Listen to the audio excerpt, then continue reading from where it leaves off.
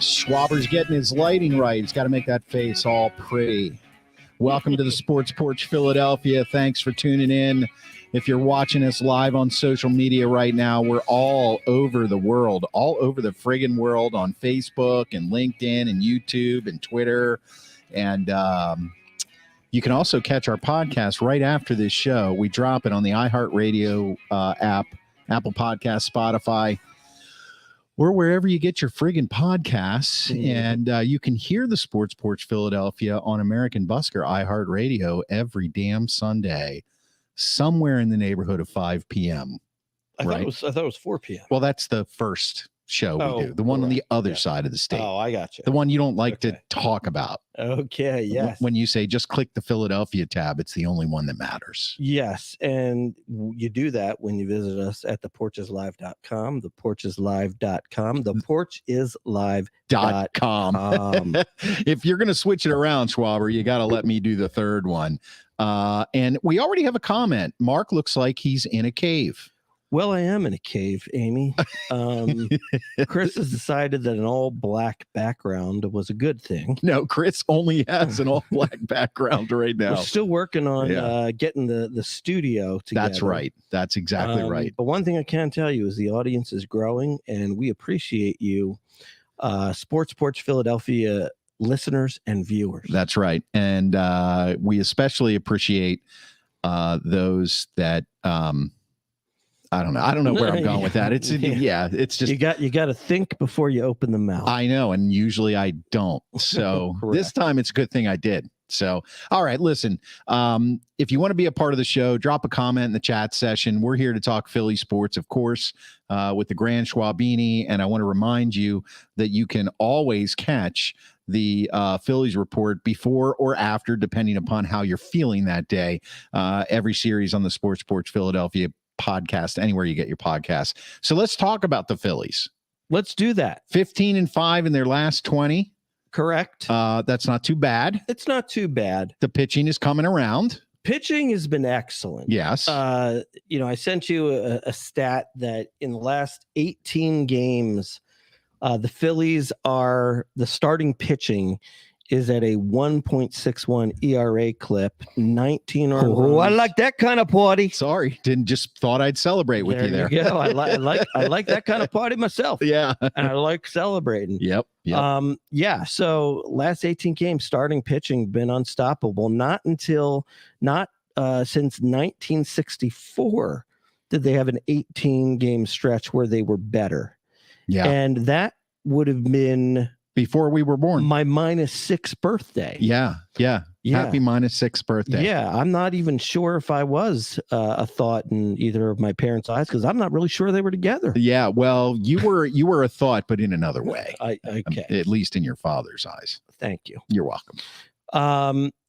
So starting pitching has been amazing. And the hitting had been great, but it's really cooled off in the last 5 games.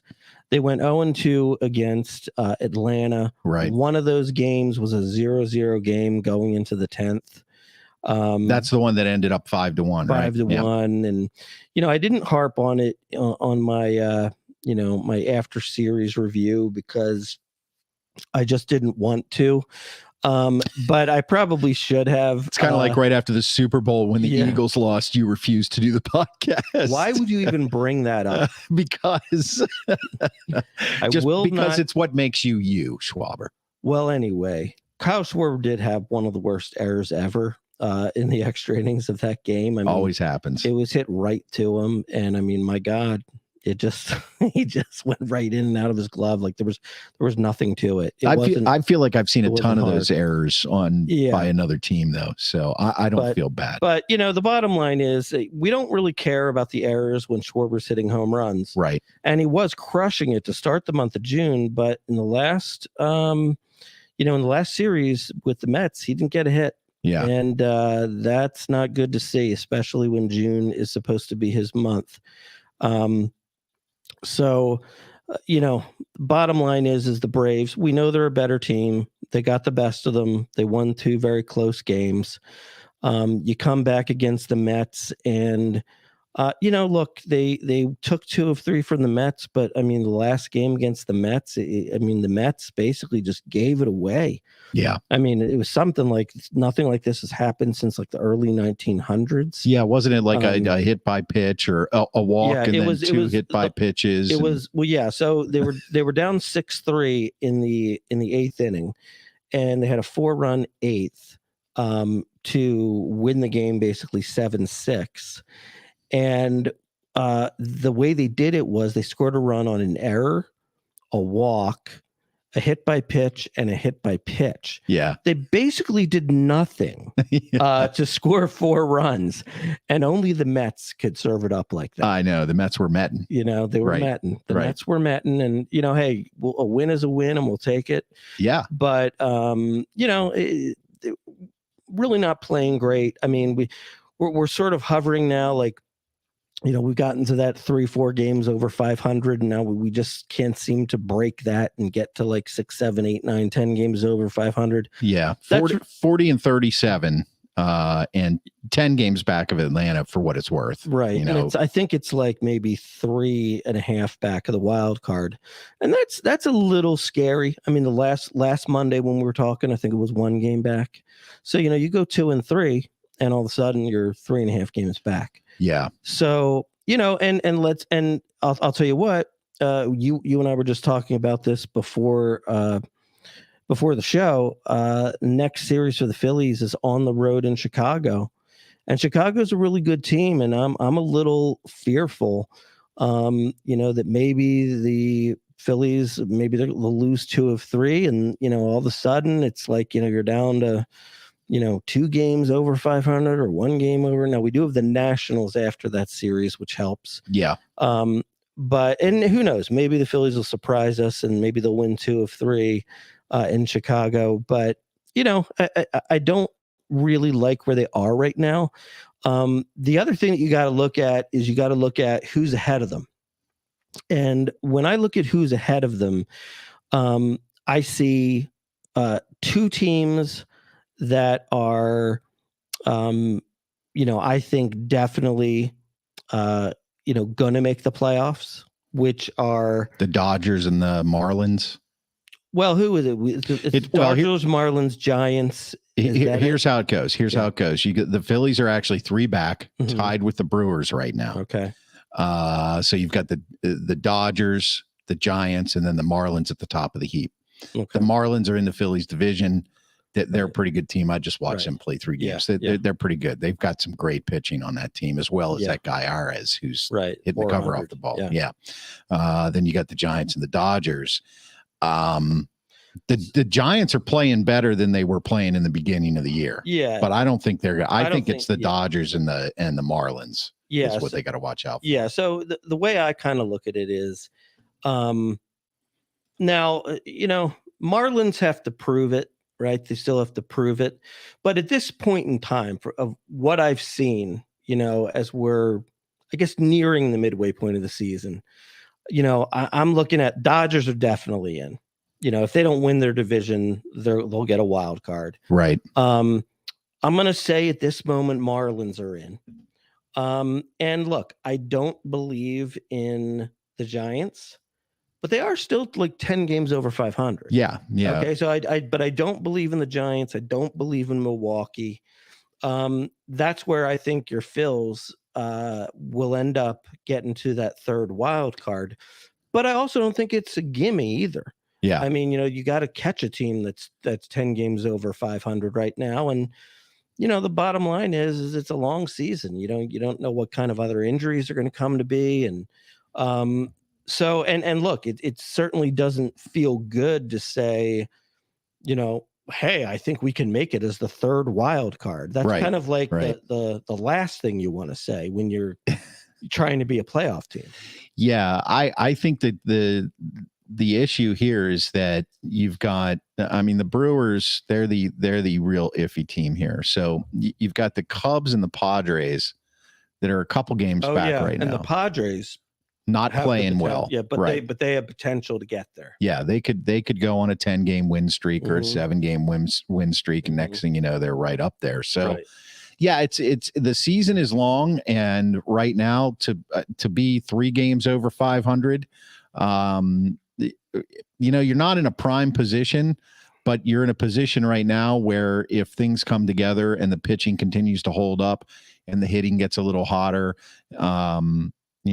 you can ride this into the wild card, because I mean, Atlanta's 23 games over 500 right now. Yeah, there's no shot there. I mean, it would be an epic fail. Right. What you got to hope happens with Atlanta is what happened last year, is that they used all their juice getting to 105 victories, and then they have a week off because they're not playing in the opening round of the playoffs. Right. And they get cold. And then they get a team that is hot because they just won the opening round of the playoffs. Right. And they catch them quick off guard. You know what I mean? Which nobody saw coming last year. Right. So why would you see it coming this year? Right.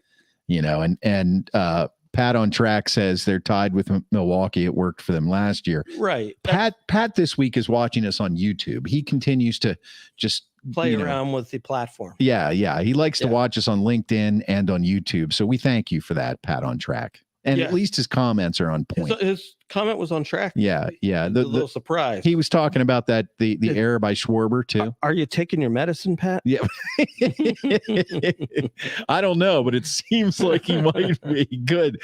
Just give us a thumbs up if you're on your meds, Pat. That would be nice. So a couple things I want to talk about with the Phillies. There's starting to be some more traction towards a potential Goldschmidt to Philadelphia potential trade. Yeah. And they do need a first baseman. Well, here's the thing. He comes in to play first base, and number one, he's actually a great first baseman, which Rhys Hoskins is not. Right. And look, you can't count on Rhys Hoskins. I mean, I know he wants to come back and DH in the playoffs, but you can't count on that. Right. And Rhys Hoskins also isn't signed next year. So, this would be not just a half-year rental, but Goldschmidt is signed through next year as well. Right. So that could take it makes sense. It does make sense. And here's the thing. I think Goldschmidt is an unbelievable player. Yeah. But I do just, when the Phillies took out the Cardinals 2-0, 2-0 in the wild card last year. Yeah. Like Goldschmidt was like 1 for 17. Yeah. I mean, he looked terrible. Yeah. So I don't know how much of a big game player he is, but that also could just be bad luck. Yeah. Well, a rut at the wrong time. Yeah. The other thing though, is that if you go get Goldschmidt, you're going to have to give up something of value. And that was going to be my question for you. And do you want to do that? Like, look, everybody knows that Andrew Painter, their best pitching prospect and the best pitching prospect in the majors. Everybody knows he's untouchable. But, if he wasn't on the team, the first round pick the year before him, which was a top 5 or 7 pick, is Mick Abel, who's been really, really good in the minor leagues. And, I get a feeling, like you never know with these guys, but I got a feeling like he's going to be a front end of the rotation starter. So that would be something significant to have to give up, or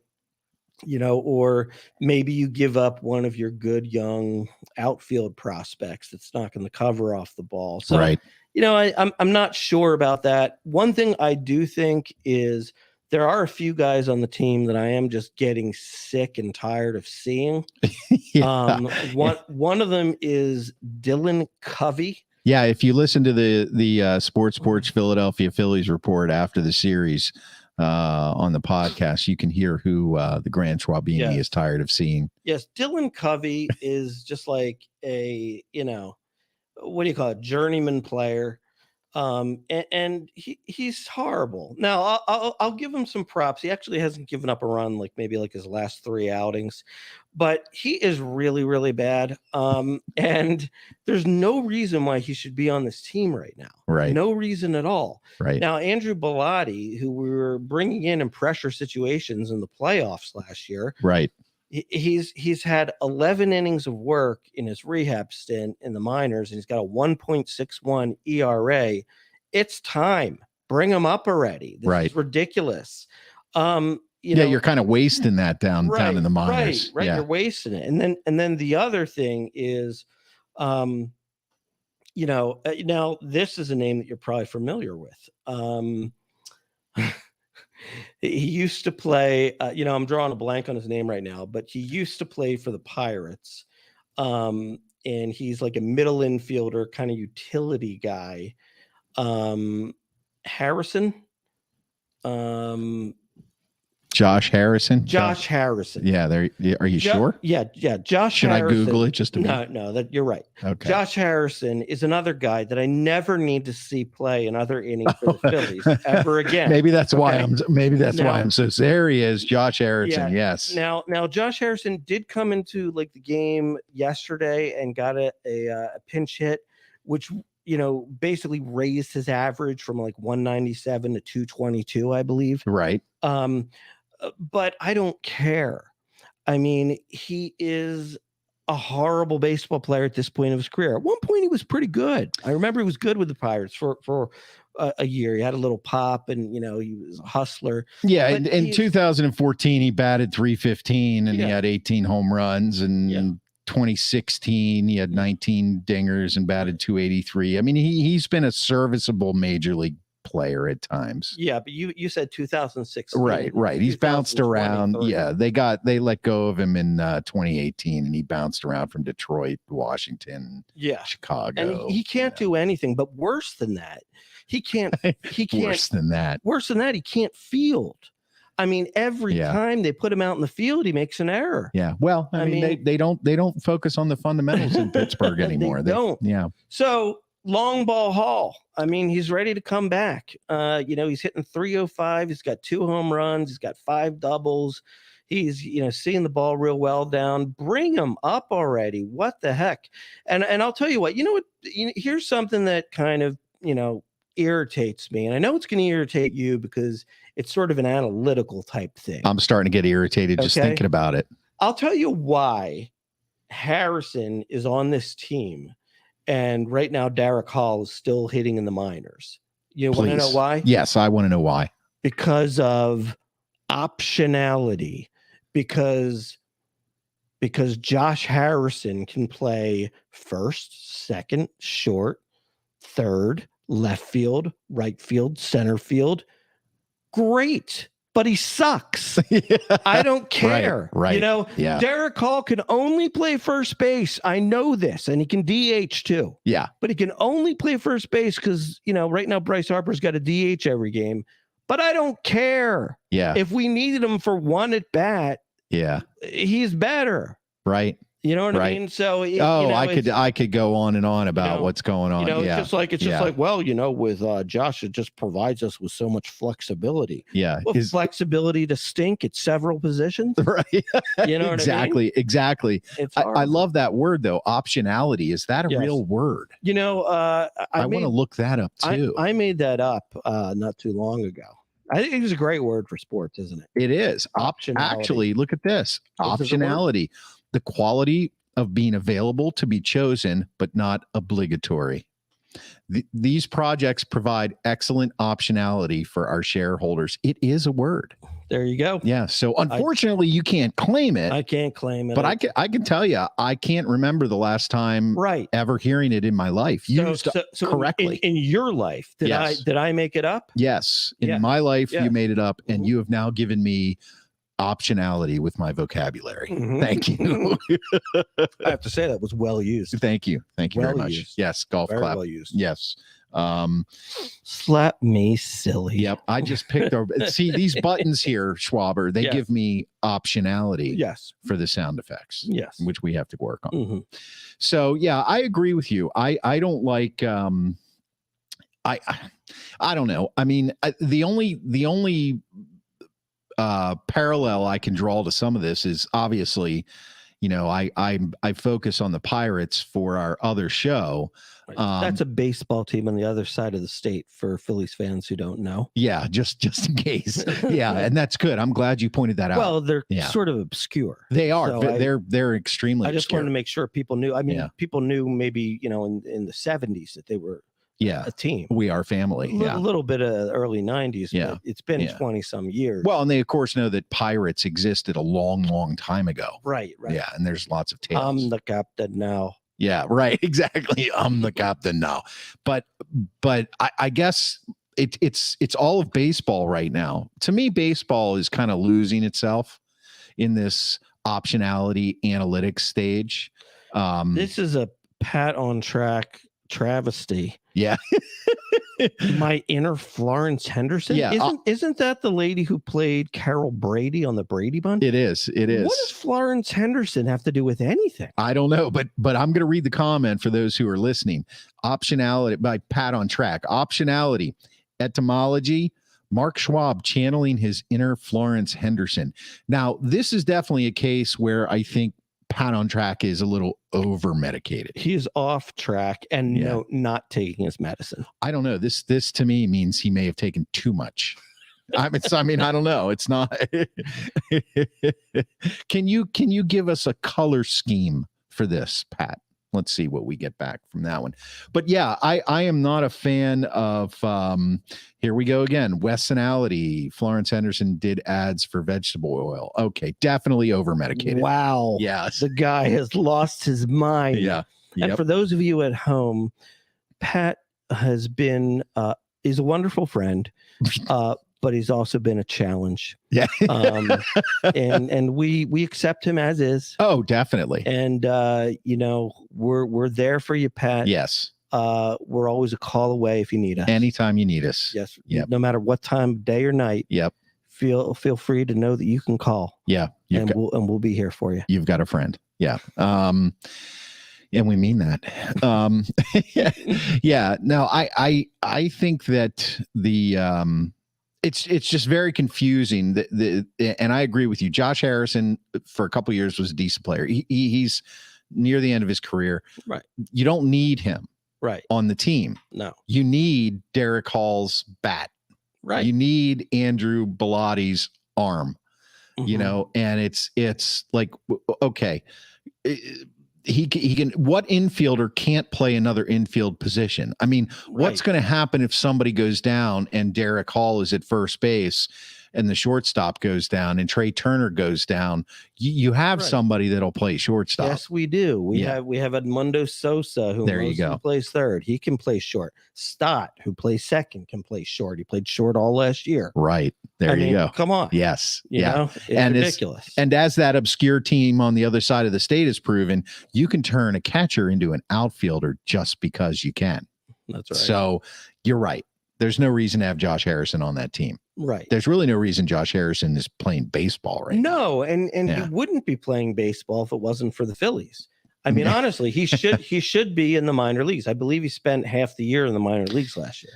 Well, he should probably be playing in Korea or Japan. Right. At this stage of his career. Hit 350. Then. Yeah, right. And be like a national superhero. Right. And then maybe come back and win a World Series. Right. With the Dodgers or something. Pinch run him and he scores. Yeah, boom, ring. Yeah. Yeah, I agree. But what are the Phillies' chances this year? I don't know. I think, and we've talked about this in a couple shows past, where we said last year it was kind of like out of nowhere. They're 10 games under 500. They fire the manager. We know the story. They end up in the World Series. They come back this year with essentially the same team. Okay, now they did add Trey Turner. That's a big add, but essentially the same team. They lost Hoskins, and they lost like a wash, right? So, I mean, your expectations were what? I mean, this is probably where they should be. Am I making sense? Well, no, I wouldn't say that. I would say that they should be better. Right. Like let me put it to you this way. So, they are 3-11 14, I believe, on fifth starter games. Right.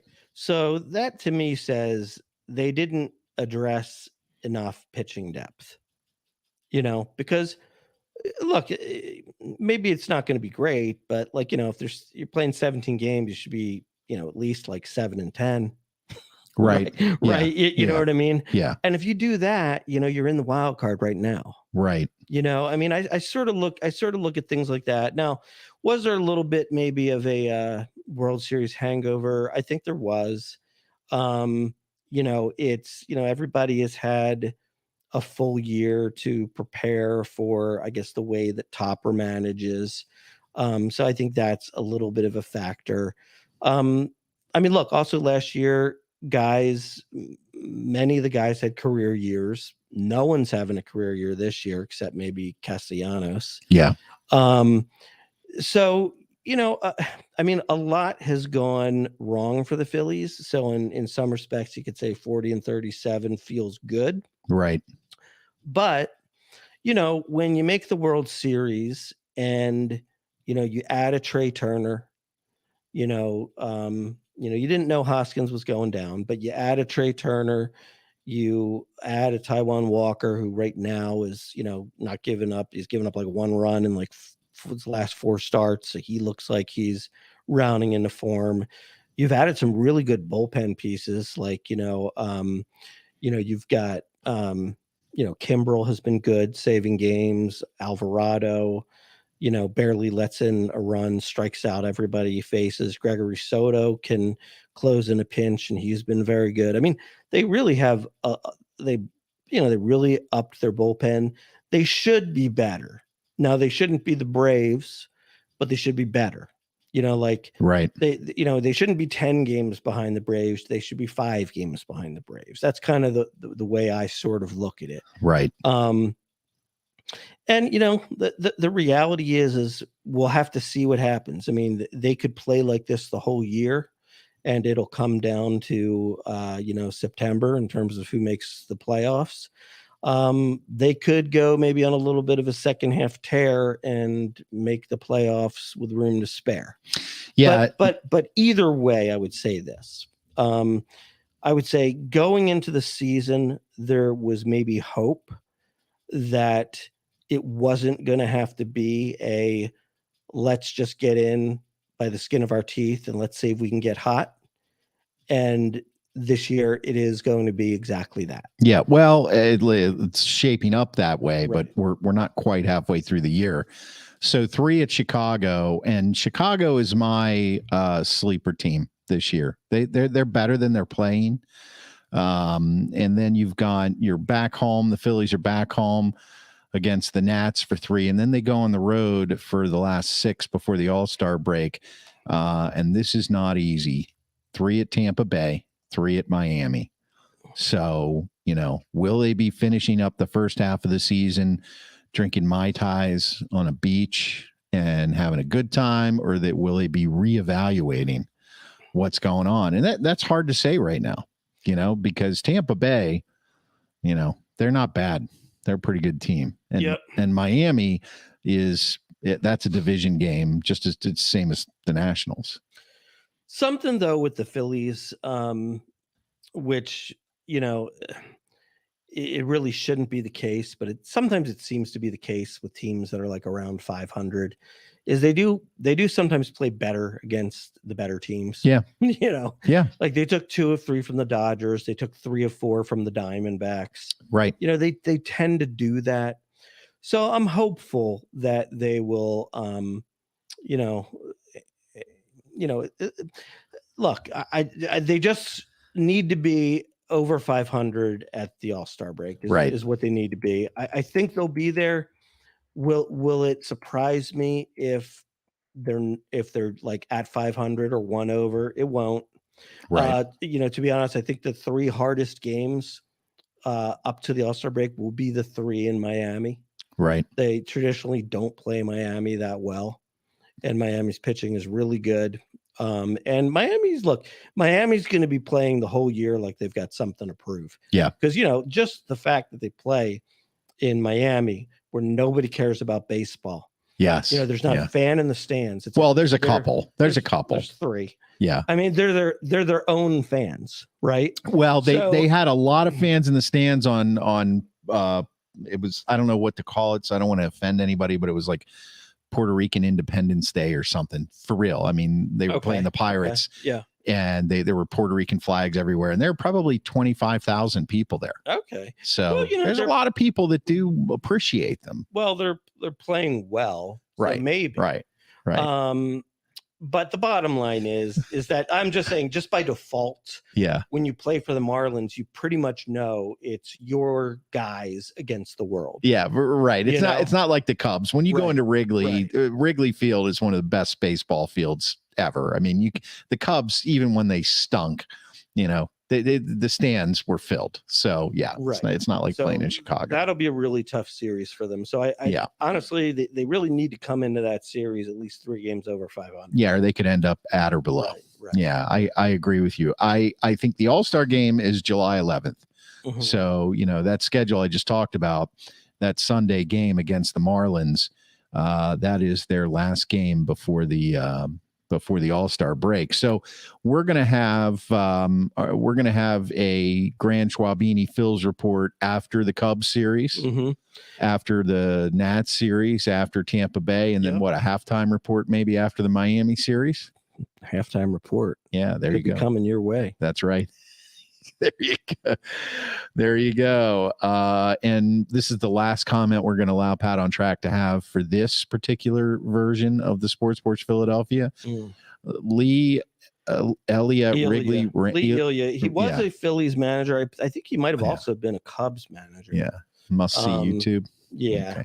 Now, how do you feel? Now, this is interesting. Steve chimes in and says the Phils could get Mitch Keller at the trade line 100%.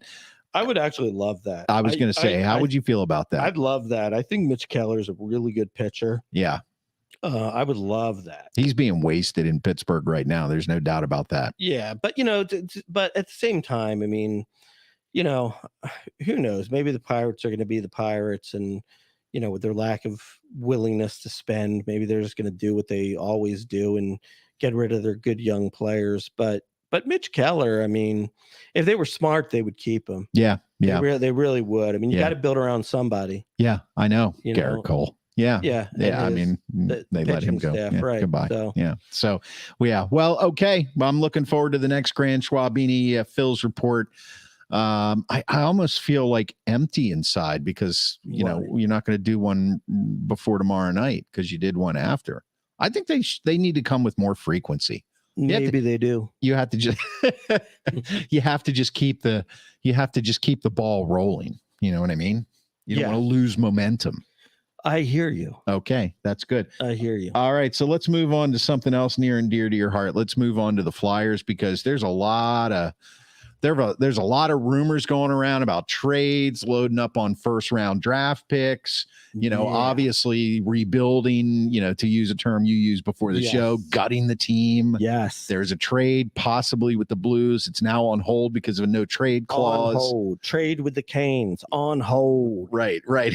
Exactly. So, lay it out for us here. Lay it out for us. Okay, so I have to tell you, I really like the direction that the Flyers are going in, because I feel like the Flyers for the longest time have just been, trying to, put a Band-Aid over it and, just trying to, bring in some veteran guys and, maybe this mix of players will work and all that kind of thing. And really what they've needed to do for a long time is just tear it all down and rebuild. And, there's no better example of that than, the Las Vegas Knights who, win a Stanley Cup in their 6th year starting from scratch. Right. Has it really been 6 years they've been in the league? 6 years, yeah. Now, granted, that's a little bit different because they did get an opportunity to draft some players from each team. Well, right. They started out going to the Stanley Cup. Right. But let's also be real here. The players that are being offered up by these teams, I mean, they're not that good. I mean, they're you can protect like whatever it is, 10 players. So it's like at least the 11th best player on a team. Yeah. I can't believe it's been 6 years already. I had to check that fact. Founded in 2017. Yep. Wow. Yeah. So I think, the Flyers are going to move in the right direction. They're going to tear the whole thing down. Right. They started by trading Ivan Provorov, who is a defenseman who's pretty good. He should be better. He's had glimpses of being really good. It may also just be that, he didn't play with a better supporting cast. Maybe he'll play better where he goes next. He's also like, let's just be honest, he's a jag-off. Right. He's like Ivan Provorov is nobody special, but he just said, look, I don't care, what your thoughts are on like LBGTQ plus whatever. Right. But like when the entire team wears like the warm-up jersey for Pride Night and like you refuse to do it. Yeah. Like you're just a jag-off. Right. You know what I mean? It doesn't have anything to do with what it's for. It has to do with being part of a team. Right. Exactly. Right. So he's a loser. Yeah. So, we got rid of him. I'm glad he's not around right now. And so we got rid of him. And what about Torrey Krug? Steve brings him up. I'll address that in a minute. So for him, we got a first round pick back. Okay. So right now the Flyers have pick number 7 and pick number 22. Okay. And they're hoping to end up with 3, 4, or 5 picks in the first round, which would be good. Yes. Mm-hmm. And yes, Steve, I did see that the Pride jerseys were banned next year anyway, just because there were a few other jag-offs in the league. And I think basically the NHL just doesn't want the bad press about it. He's just gaslighting you. Right. But no, he's not manipulating me. No, he's gaslighting you. I think gaslighting means manipulation. Do you? Yeah. Okay. What do you think it means? I don't know. Well, tell me. I think I'm gaslighting you right now. Okay, so that was one trade that went through. Now you've got another trade. They're talking about Kevin Hayes to the St. Louis Blues, and it was for also Kevin Hayes and Travis Sanheim, defenseman. Look, Kevin Hayes is a good offensive player. He's a top 6 forward. He doesn't play any defense. He's not a 60-foot player, but he can score. And Travis Sanheim is he's also had glimpses too. He's a former first round pick. He's decent. He should be better. Maybe he'll play better somewhere else. But it was for the two of them, and coming back to the Flyers, a first round pick and Torrey Krug.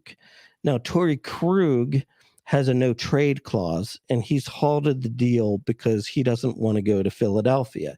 Now, to be honest, we don't want him either. Right. Right. Stay there. It's just you need somebody to come back, right? Right. And so look, here's the thing. Is Torrey Krug any good anymore? No, not really. But is he a veteran presence that can help some young defensemen learn? Yeah. So that's the interest in Torrey Krug. Now Torrey Krug has just welcomed his 3rd child. So, he has roots in St. Louis.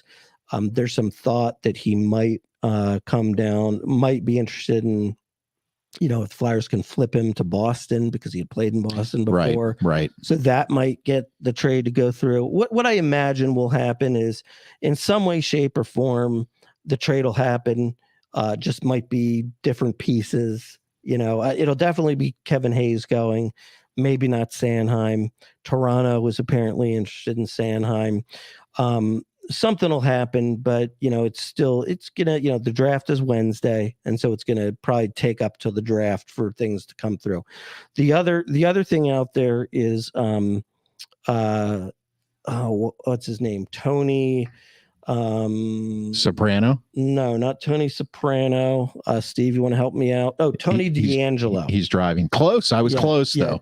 Tony D'Angelo, a racist. What? he is a racist. Yeah, okay. He's made a lot of really bad slurs. Yeah. Yeah. You know, and of course, why wouldn't the Flyers just bring in such a delightful soul? Right. Exactly.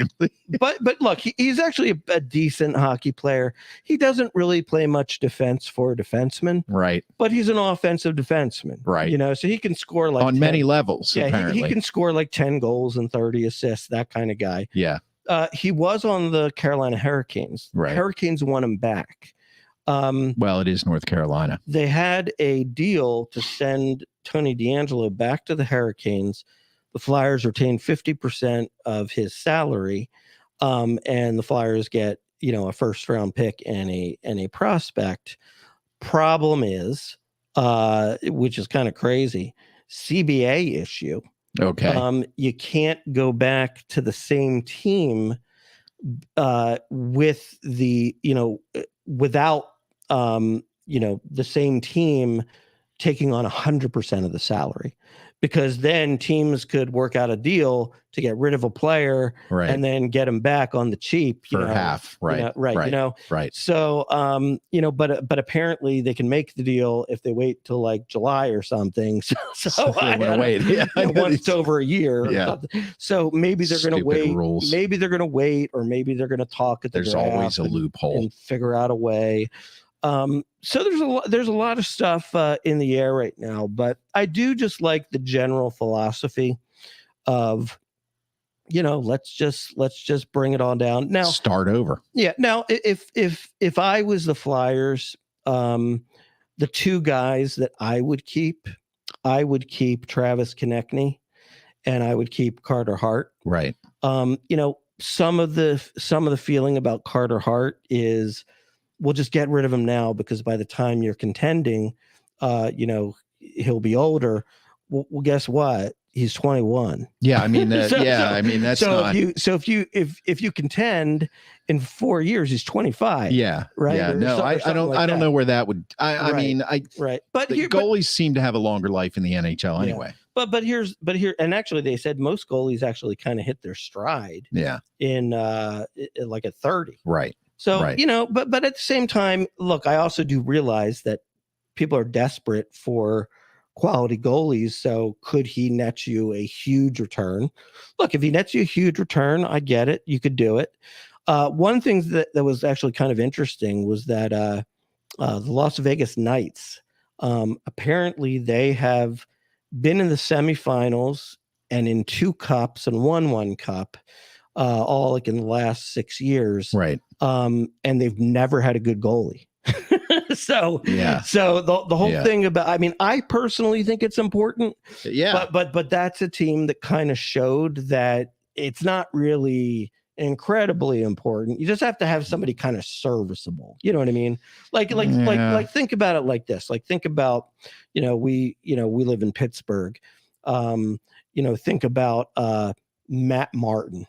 Right. You mean Murray? Matt Murray. Right. Exactly. I can't remember his last name. Right. That's the point. Right. Right. Yeah. No, you're right. You're right. Look, you know, he was serviceable. He was, you know, looked pretty good at times. He played very well in the playoffs. Played very well in the cups. Playoffs. Right. And also doesn't hurt, you know, when you get Sidney Crosby and Evgeny Malkin and then your backup is Marc-Andre Fleury in your prime on right. on the club. No, right. That's a good point. So, I mean, I hear what you're saying. I don't disagree with it. You know, and I just like Konechny because I think he can really score. You know, he scored like 30 goals last year while missing like 20 games. Right. You know, and I feel like he's finally kind of gotten into his prime, and like, why spend the 6 years to get him in his prime and then just give him away? Yeah. Right. No, he's the other one who could bring back. Well, by dump, I don't mean you get nothing back. I mean, you spent all this time and energy. Right. He's coming into his prime, and then you get rid of him. You know, right. You need to have somebody there who's going to have some continuity with the franchise, who's maybe perhaps a rising star, We're going to give you some stability at that position, right. So, and the coach is sticking around, so you know you got to have somebody who understands the system, and you know there's going to be a lot of players that stick around as well. They're not getting rid of the whole team, but they're pretty much gotten down the center, and they're doing a rebuild. Right. So what do you expect out of this? What can you expect? What do I expect? Now I know a lot of these moves haven't been made, so it's Yeah. like, how can you expect anything? Well, they do have 2 first-round picks. I'm expecting 3 or 4. Right. And I'm expecting them to go really young. Like they've got like an Owen Tippett really kind of burst on the scene last year, a former first-round pick. Morgan Frost, former first-round pick, really came on strong at the end of the year last year. They've got a Cutter Gauthier who is like, killing it, at all the kind of world competitions, who, looks like, he's a potential star. They've got, Forster, who looks like, he's a potential star. So they've got a lot of young players that I think can be top 6 players, but they're going to need time to mature and to get better at the NHL game. Like Morgan Frost is a perfect example of, he's a guy who, boy, I thought he was going to come out smoking in the NHL, because wherever the heck it was that he played, Saskatchewan or wherever, right, in the minor leagues, like this guy, like it seemed like he scored like 7 goals a game. Right. You know what I mean? I'm like, nobody can stop this guy, Morgan Frost. He comes up and his rookie year, he struggles. He, maybe gets scores 20 points total, and then last year, half the year, he's like struggling. Then all of a sudden, it's like the last 20 games, he's averaging over a point a game. Yeah, well, that's when the pro game slows down. Right. So it's going to take a while. I'm expecting 2 losing seasons in a row. Yeah. But I think that by a 3rd season, they could be back in the mix a little bit. Yeah. So, I'm looking forward to it, just because I think they're taking the right approach. Right. And it can't get much worse than last year. No, it can't get much worse than last year. Yeah. And to be honest, hockey is like, it's just a weird sport. It's just a weird. It is a weird sport. It's a weird sport. Like you would, the Flyers were like terrible last year. They have the 7th pick in the draft. Yet, they still probably beat everybody in the league last year. Yeah. You know what I mean? It's like, that happens that happens in baseball too. Yeah. I don't know what it was. It was maybe you needed 90 points to get in the playoffs. They probably had 79. Yeah. So if you think about it, it's like, yeah. But they're 5-6 wins away. But they'll be worse this year, because they're gonna get rid of, NHL, Yeah, established NHL players. Right, exactly. Yeah. But that's okay. That's okay by me. The real thing is they really have to build out the blue line. Danny Briere, who's the GM now, really spoke about how you win with defense. And that was the other thing too that I think is critical. What they were saying about Las Vegas is that they could win with an average goaltender, because their 6 defenders were unbelievable. Right.